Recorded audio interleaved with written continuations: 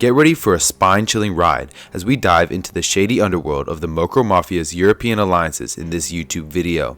We're uncovering some seriously terrifying insights into the alliances that the notorious gang has forged with other criminal organizations across Europe. From drug trafficking to arms dealing, this gang is involved in some seriously shady stuff.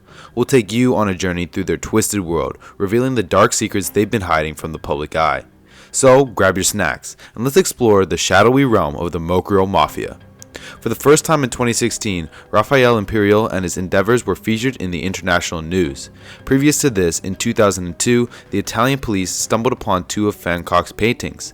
In a modest home rumored to be the Imperial's in Naples area, Imperial, who was at the time the second most wanted criminal, was captured in Dubai after a manhunt, and this did not escape the attention of the media. A former member of the so-called mega cartel who was from Italy was linked to the Camorra to Edin Genkanen of the Balkan cartel, Daniel Kinahan of the Dutch-Moroccan Mocro Mafia, and Rito Wataki. Raphael had been involved in extensive drug trafficking spanning several countries, which had put him on the government's radar for a while. In the early 90s, Imperial laid a solid formation for his criminal life and did an excellent job of concealing it from the public, pretending to use legal means. Raphael had an older brother who died in 1996 and left him a coffee shop in Amsterdam called Rockland, and this opened a window for his criminal career. He started to sell drugs in small quantities before going large scale with Rick van der Bund, a Dutch drug dealer. In the late 1990s, he was introduced to Elio Amato, brother of Raphael Amato, one of the Camorra della Rue clan top cocaine traffickers. By Antonio Orifice, a Machio clan member, during those years, Imperial began to earn millions of euros and became the referee of Delara's organization dealing directly with drug trafficking cartels in Peru, Ecuador, and Colombia.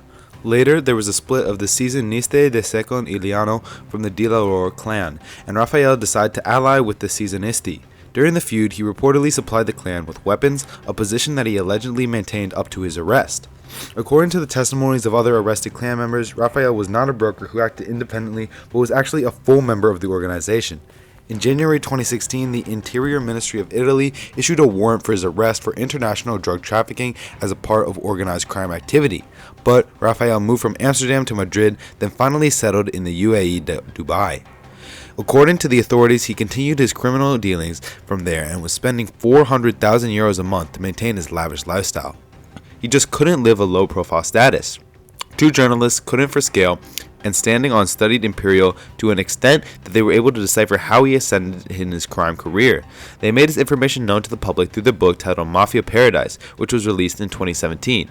Imperial dabbled in trading wine and mineral water before going into drugs. Surprisingly, his restaurant in Amsterdam received a rating of 9 from Johannes van Dam, a culinary critic at the time. In 2016, when the manhunt for Imperial was at its peak and the Van Gogh paintings were found, he wrote a confession to the judiciary to water down the investigation, which was passed through his lawyer. In October of the same year, the Repubblica, an Italian newspaper, released a statement which pointed out his desire to offer his assets for the benefit of the community, consisting of cars, land, and even houses. Raphael's lawyer also pointed out that he had paid 5 million euros for the confiscated paintings. Raphael then moved to Dubai with his family and was a bit safe there because there was no extradition treaty. At the beginning of 2022, he switched confessions, mentioning that he was innocent and had nothing to do with the stolen paintings. He claimed that the Dutch thieves offered the paintings and he complied because he liked them. However, the Dutch police kept Imperial under the radar. They announced their suspicion of him entering into another business with two men, Richard Alrico, the Chilean Regalmi, and Rito Wataki. The collaboration will be visible through decrypted PGP messages, among other things. They talked about the price of cocaine and transportation. In January 2021, authorities in the United Arab Emirates turned down a request for his extradition by Italy authorities. However, at the trial of a notorious criminal Rico de Chilean in March, further evidence came to light about the links between Raphael and the Kinahan cartel. The law started cracking down harder on Raphael after the trials of El Rico judges heard briefly from the prosecution how Kinahan was a regular contact of Rico and was seen in a video on the phone seized from him following his arrest and extradition. The Kinahan cartel is a well-known organization involved in the international trafficking of drugs and firearms, and police have been trying to take down the syndicate for years. Founded by Christy Kinahan in the 1990s, the cartel has extended reach into the United Kingdom, Spain, and the United Arab Emirates, where Raphael lives. Estimated reports have credited them with a wealth of up to 1 billion euros. The cartel is led by Christy Kinahan's eldest son, Daniel Kinahan, who oversees the family criminal organization on a daily basis. He is also a resident of Dubai. Daniel Kinahan has run an odd social media campaign in an effort to sportswash his reputation internationally.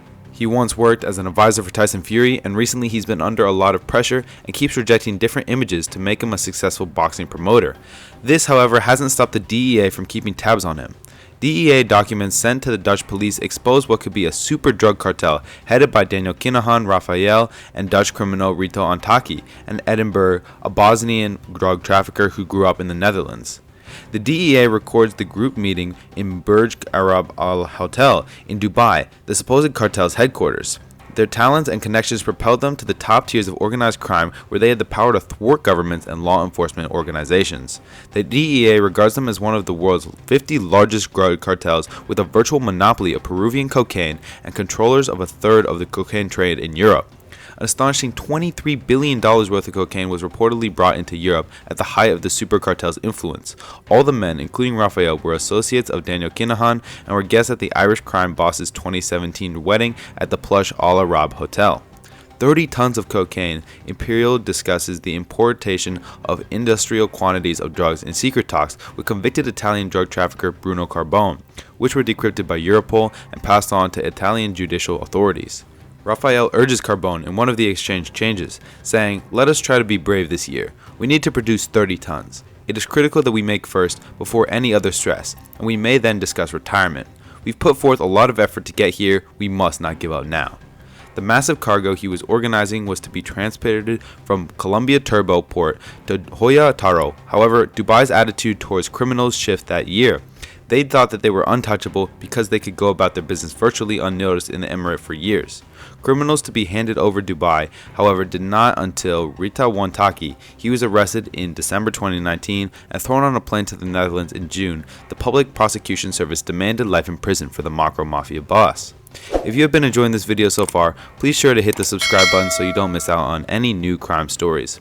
Moving on, Raphael was finally arrested on the 4th of August 2021 after an extensive investigation involving Naples Organized Crime Squad, Public Prosecutor's Office, Financial Crimes Police, and other state authorities. He was merely one of 36 people who were detained in the coordinated raid carried out by 300 police officers as part of the Europol operation. The arrest followed a complex investigation that identified a corrupt customs officer who allegedly altered the outcome of an X-ray scan performed on a container containing 300 kilos of cocaine. He is believed to have received a sum equivalent to 3% of the value of the illicit cargo in return for the arrest. It was kept secret for 2 weeks until an official announcement from the Italian government. With evident delight in capturing the mobs in custody, Dubai police produced a polished film of the operation. The operation resulted in the capture of more than 4 tons of cocaine, valued at over 800 million euros, and 46-year-old Raphael was arrested in his luxury Dubai villa while he was in the pool with his wife and 4 children. After being apprehended from his opulent desert hideaway, Dubai's local authorities rejected a previous request made by Italy's DDA, Anti-Mafia District Directorate, and had him extradited to Italy. A new extradition request made by the Naples Public Prosecutor and the Ministry of Justice against Imperial was accepted. Raphael was then extradited from Dubai to Italy in March 2022, although he made an attempt to claim that the extradition to Italy was illegal and in violation of his human rights. He will likely continue to serve his time in prison until his organized crime charges are tried. The pressure of his arrest means that although Daniel Kinahan hasn't been arrested yet, Raphael's trial may provide the hardcore evidence needed to put him behind bars. This was confirmed by the United States Department of State Security, made an announcement back in April offering rewards of up to $5 million under the Narcotics Rewards Program for information leading to the arrest or conviction of the Kinahan family members. The reward was offered jointly with the Garda National Crime Agency, a drug enforcement operation.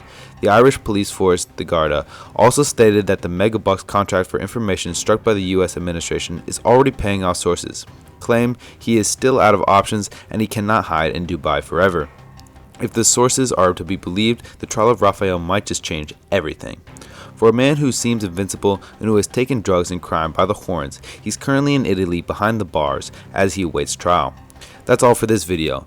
Whose profile would you like us to cover next? Let us know in the comments down below. be sure to give this video a thumbs up and subscribe to our channel for more cartel and mafia videos. Thanks for watching and stay safe.